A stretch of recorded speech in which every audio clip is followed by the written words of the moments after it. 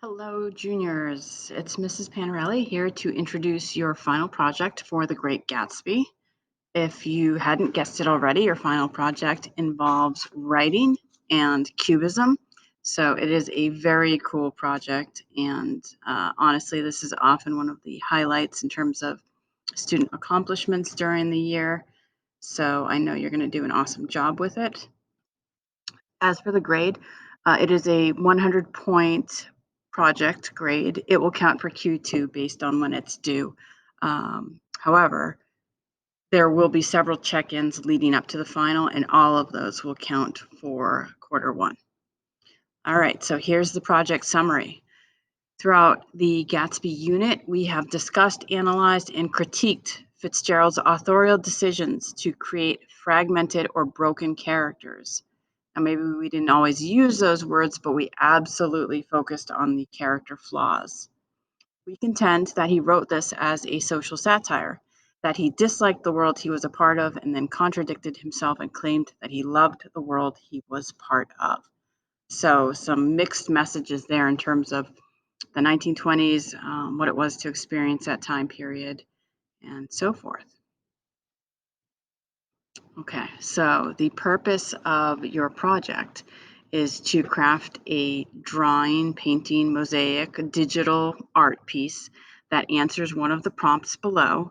And in addition to this art piece, you will also create a written response in which you analyze some textual support and connect back to your art piece. So here are your options. Prompt number 1, how does Fitzgerald portray the destruction of the American family in the 1920s, and why is this message significant? 2, how does Fitzgerald portray the division of or the division in social classes, and why does he place so much emphasis on social class given the time period? 3, how does Fitzgerald explore immorality in the text, and what is the greater message about American society at the turn of the 20th century? Next, how does Fitzgerald's focus on facades serve as a warning to modern America at the dawn of the 20th century? And finally, how and why does Fitzgerald break J. Gatsby into pieces, and what is his purpose or message?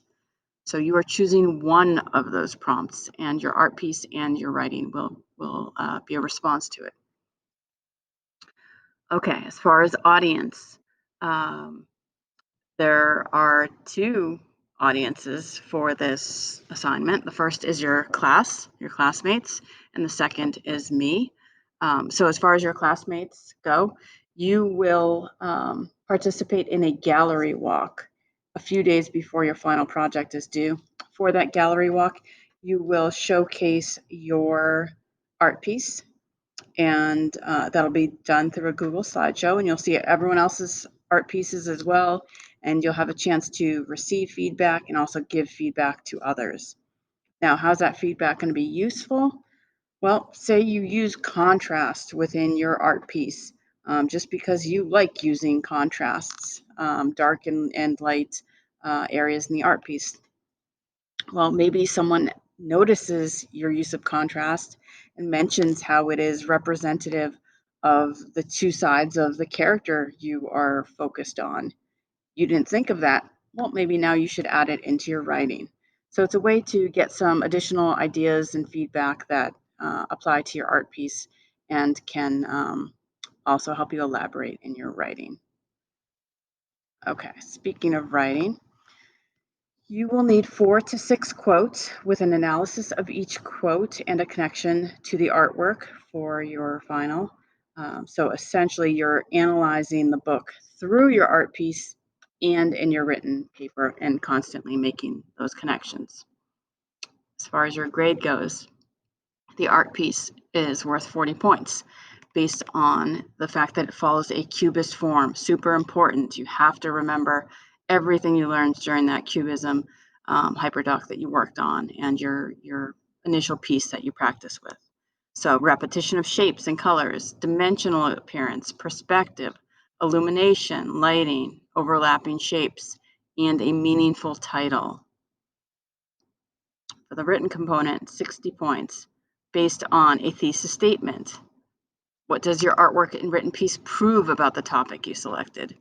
Your 4 to 6 quotes and a paragraph analysis of each quote that addresses, connects back to your thesis, provides context for the quote, analyzes the quote, and connects it to your art piece. Obviously, you need MLA citations. Your paragraph needs to be well organized. And moving down, page 3 includes a sample format for your writing. I suggest you follow this format because it is a good structure for your writing. So the usual heading over here, title, super important. That will help me interpret what I'm seeing in your piece. Thesis statement, and then you get into body paragraph 1. So notice no introduction. You do not need an introduction or a conclusion. This is not a traditional essay.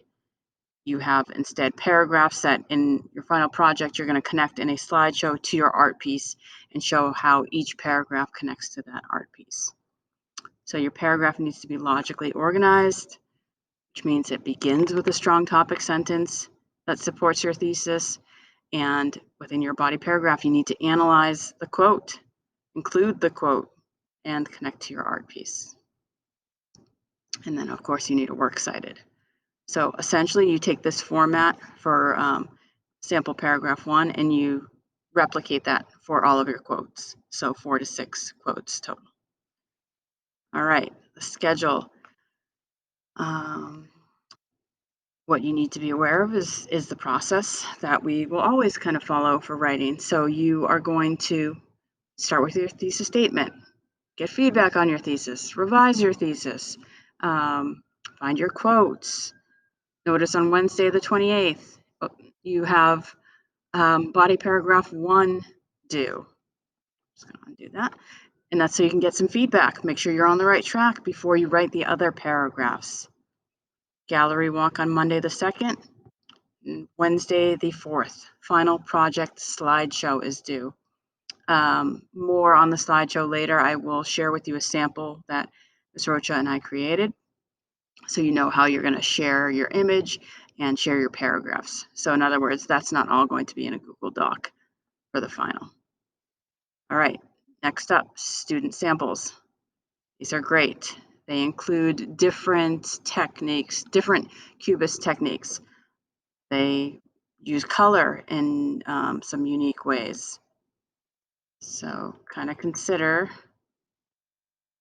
what you like, what could be useful to you in terms of testing out some new techniques. And that's all you need to know for the moment. I am looking forward to this project. It is always really cool to see the different interpretations students have to the novel, and also the art pieces obviously are an awesome element to this. All right.